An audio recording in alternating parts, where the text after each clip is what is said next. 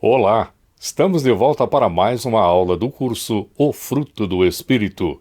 Iniciamos em nosso último encontro o aspecto mansidão, que pode também ser chamado gentileza. Vamos estender um pouco mais a nossa compreensão sobre gentileza e depois trataremos de um exemplo muito claro sobre como é viver em mansidão.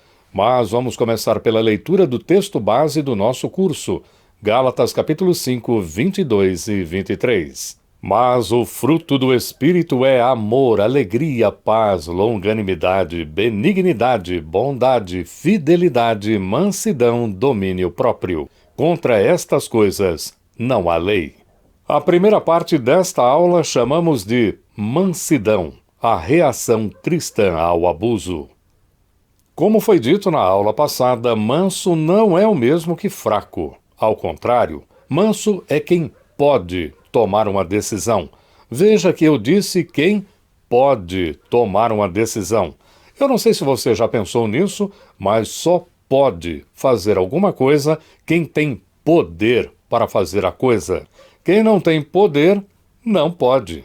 É claro que poder aqui não significa força, mas a capacidade de escolher fazer alguma coisa. Muito bem, e onde é que mansidão entra nesse assunto de poder? A resposta é simples e tem a ver com reagir a algum abuso de poder que alguém sofre. Lembrando o que foi dito: se alguém me trata de modo áspero, esta pessoa abusou do poder que tem. Por quê? Porque ela poderia me tratar de modo gentil, mas escolheu ser bruta, áspera, insensível comigo. E é neste ponto que vemos se alguém é ou não habitado pelo Espírito de Deus. No mundo em que vivemos, todos apelam ao direito de se indignar e reagir contra os maus tratos. Isso não é errado, porque se alguém não se importa com o que o malfeitor faz, esse alguém ou é cúmplice do que age de modo errado, ou não acredita na justiça. Mas o que geralmente vemos é que a reação nem sempre tem a ver com justiça. A coisa geralmente descamba para a vingança, não é mesmo? A vingança, na maioria das vezes, acontece por causa do orgulho. Pense um pouco. O orgulhoso é aquele que reage do mesmo modo ou pior do que o agressor. E isso é assim porque o orgulhoso foi ofendido e não porque busca a justiça. Vejamos a diferença. A justiça sempre procura reparar o dano que alguém sofre, mas a vingança quer fazer algum dano. Às vezes, a gente até pensa: mas aquela pessoa é muito má, merece se dar mal mesmo. E quanto pior, melhor. Pergunta: em que esse comportamento beneficia uma pessoa, uma comunidade ou uma sociedade em geral? Agora, imagine apenas um lugar onde sempre que alguém faz algum mal, recebe, no mínimo, o mesmo mal. Não vai demorar muito e este lugar será extremamente perigoso para todos, devido à disputa de poder. Sim, porque sempre haverá quem queira dominar os demais para fazer o que quiser, sem que sofra as consequências. E tudo vai começar com quem pode mais chora menos, e terminará com só um manda e todos choram. Este é o mundo do orgulhoso, onde o que conta é atacar, reagir com a mesma moeda. Mas a outra opção, o mundo do humilde. O humilde não é o que rebaixa o outro pela vingança, mas o que se rebaixa cada vez que acha ser maior que todos por causa do poder que tem e coloca sua causa na justiça. É importante entender que quem resolve os problemas de agressão que o humilde sofre é sempre outro, não ele. E como sabemos, humildade é uma marca dos verdadeiros cristãos, ou seja, dos que são habitados pelo Espírito de Deus. Então, em última instância, quem faz ou quem traz justiça ao humilde é sempre Deus, seja diretamente ou usando outras pessoas para isso. A mansidão se dá neste ambiente de humildade e justiça. A mansidão é o aspecto do fruto do Espírito que faz com que cristãos, cristãs, não reajam em vingança, porque, apesar de poderem agir assim, escolheram outro caminho. E por que eles fazem isso? Por que elas fazem assim? Ora, para não perpetuarem o mal e nem responderem ao mal com mais mal. Dito de outro modo, e de acordo com Gálatas 5,16, onde Paulo diz: andai no Espírito e jamais satisfareis o desejo da carne, quando vivemos usando o fruto que surge, porque o Espírito habita em nós, nunca buscaremos auxílio na carne. Por quê? Porque carne são as soluções onde Deus não está. Como se vê, ainda que o mundo queira desqualificar a mansidão, dizendo que é coisa de fraco, ou então limitar a gentileza apenas àquelas ações corriqueiras, como abrir uma porta para alguém, carregar as compras para outro, ou coisas assim, mansidão ou gentileza é algo muito mais profundo e tem a ver como eu trato meu próximo quando sou abusado por ele. É claro que alguém poderia dizer que tudo isso é muito bonito e até bastante elevado, um ideal, mas não é prático e nem deveria ser tentado porque, afinal de contas, esse comportamento já foi testado por alguém? Quem é que agiu assim? Bom, é o que passaremos a ver. A segunda parte desta aula, como não poderia ser diferente, é o exemplo de mansidão. E para não perdermos tempo dando voltas, o grande exemplo de mansidão só poderia ser Jesus. Aliás, tudo o que foi dito antes na aula anterior e na primeira parte desta lição tem a ver com Jesus e sua mansidão. O assunto é vasto, por isso vamos destacar apenas alguns momentos na vida do Senhor. Mas creio que seja o suficiente não só para compreendermos como Jesus viveu a mansidão, mas também para nos abençoar, dando a direção para a nossa prática como mansos. Vamos começar pelo fim, e o motivo é mostrar que ser manso é uma marca de caráter. Por isso, pode ser vista o tempo todo, porque é praticada em uma vida inteira, e não um fingir ser o que não é, que é apenas um jeito de aparecer, fazer um tipo em certos momentos. Tudo isso explica o que Jesus dizia em Lucas capítulo 23, versículo 34. Pai, perdoa-lhes, porque não sabem o que fazem. Temos aqui o Senhor no fim da sua vida. Muitos que leem estas palavras dizem: mas como é que Jesus agiu assim? Por que ele não mandou descer fogo do céu e consumiu todos aqueles bandidos? Ora, Jesus não fez isso porque ele é de outro espírito, outra visão, totalmente diferente da nossa. Daí Jesus dizer: aprendei de mim, porque sou manso e humilde de coração. O mundo de Jesus é o mundo do humilde, daquele que não usa o poder que tem para se vingar, mas entrega sua causa a quem pode fazer justiça e não vingança. Na passagem que foi lida, em Lucas 23:34, Jesus fala a quem? Ao Pai Eterno. Jesus, então, apela a Deus, porque Ele pode aplicar e fazer justiça, e Ele aplica e faz, sempre na medida certa.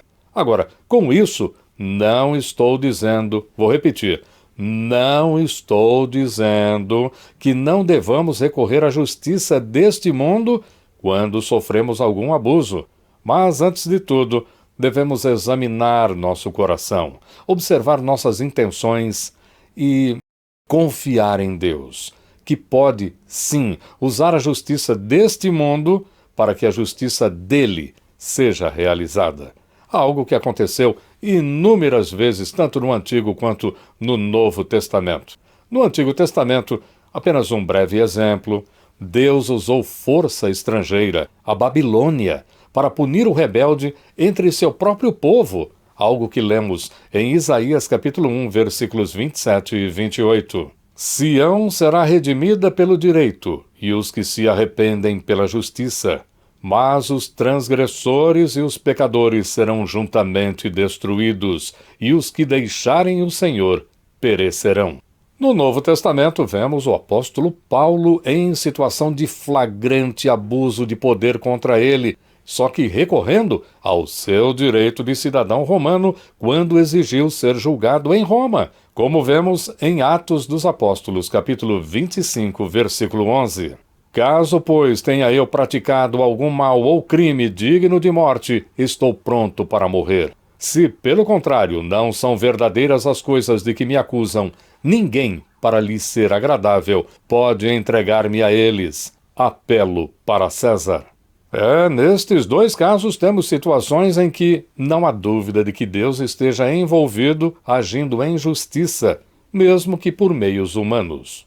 Jesus era manso e humilde. Ele possuía poder inigualável, mas não vivia para demonstrar seu poder. Ao contrário, Jesus foi um líder, mas sua liderança foi exercida em mansidão, e podemos dizer isso comparando suas atitudes e ações com as dos outros líderes de seu tempo. Veja, os antigos poderosos gostavam de exibir aquilo que possuíam ou que conquistavam.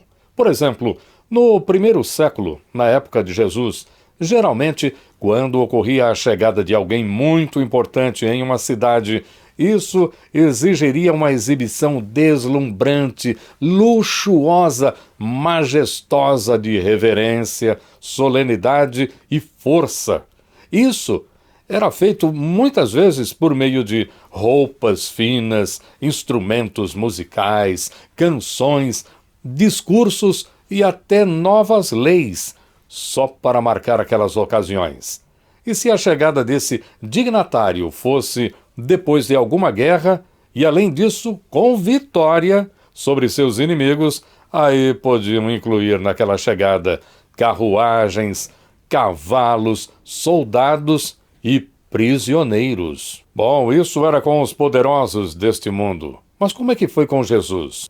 Nós temos um exemplo, a chegada de Jesus, a entrada dele em Jerusalém. De acordo com Mateus capítulo 21, versículos de 1 a 11, que insisto que você leia para que este conteúdo fique bem claro, Jesus não tinha e nem procurou ter nenhum desses instrumentos, desses acompanhamentos que foram citados com ele. Ao contrário, o rei vem montado em um jumentinho, cercado não por um exército todo uniforme, em ordem e marchando. Não!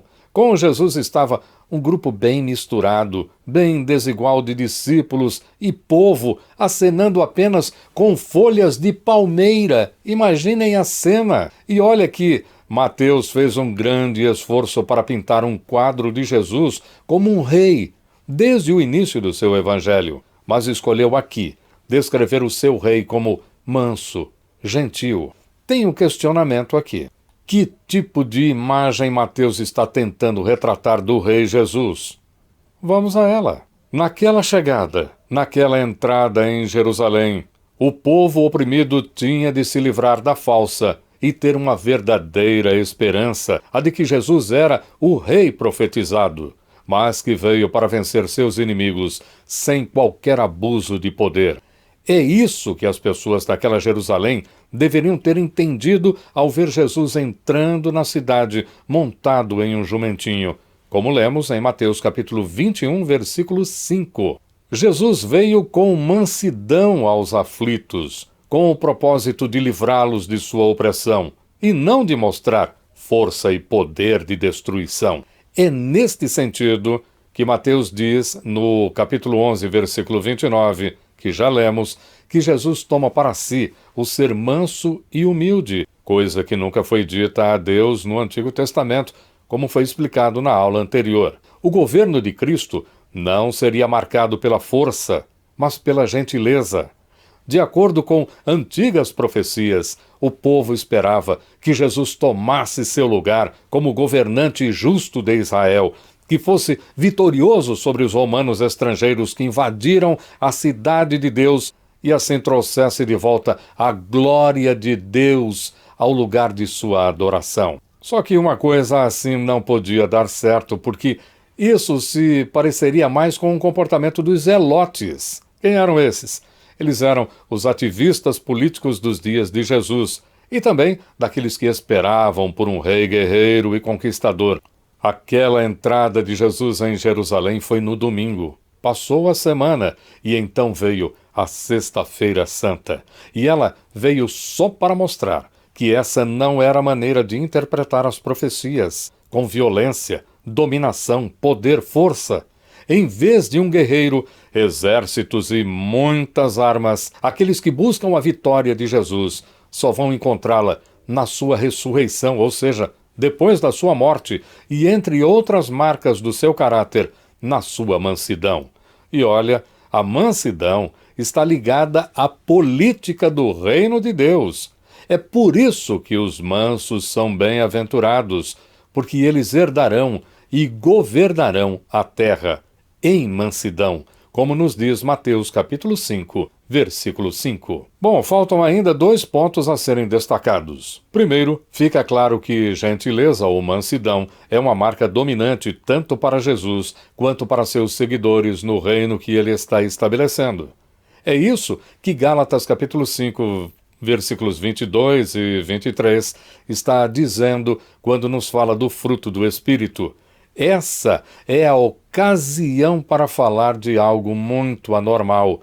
É muito estranho, muito mesmo, ver pessoas que se dizem cristãs e, ao mesmo tempo, defendem o uso de armas. E também aquele princípio de que bandido bom é bandido morto. Olha, eu nunca vi este versículo na Bíblia. E não vi, sabe por quê? Porque com certeza ele faz parte das escrituras da carne, não das do Espírito. O segundo ponto, os que são de Jesus agem em mansidão e gentileza, não por causa da sua força de vontade ou porque são espiritualmente especiais. Claro que não. A mansidão é fruto do Espírito. O Espírito Santo é quem cultiva este fruto na pessoa que foi colocada em Cristo por meio da fé no Evangelho da cruz. Então, a única coisa que o cristão, a cristã, deve fazer é submeter-se à ação do Espírito e viver de acordo com o que ele já tem produzido em nós, o seu fruto. E no caso desta lição, quanto mais vivermos a mansidão ou gentileza, só mostrará o quanto temos sido obedientes à vontade de Deus. É óbvio que ninguém precisa do Espírito Santo para ser manso, para ser gentil de modo natural. Mas a mansidão que vem do Espírito Santo, essa sim, ela é de um tipo que só os cristãos desfrutam. É isso. Que coisa maravilhosa é falar da mansidão como fruto do Espírito. Mas na próxima lição vamos nos dedicar ao domínio próprio. O que será isso? Qual sua importância? Por que está aqui na lista de Gálatas capítulo 5? Vamos ver estas e outras questões.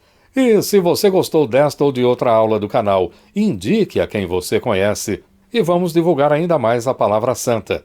Porque hoje em dia há muito investimento em assuntos que só não edificam como ainda destroem. O único modo correto de fazer frente a isso é semear a boa semente do Evangelho. E você pode também deixar um like ou comentário. Acione também o sininho para ser informado das próximas postagens. Então, tudo de bom, fique com Deus e até nosso próximo encontro.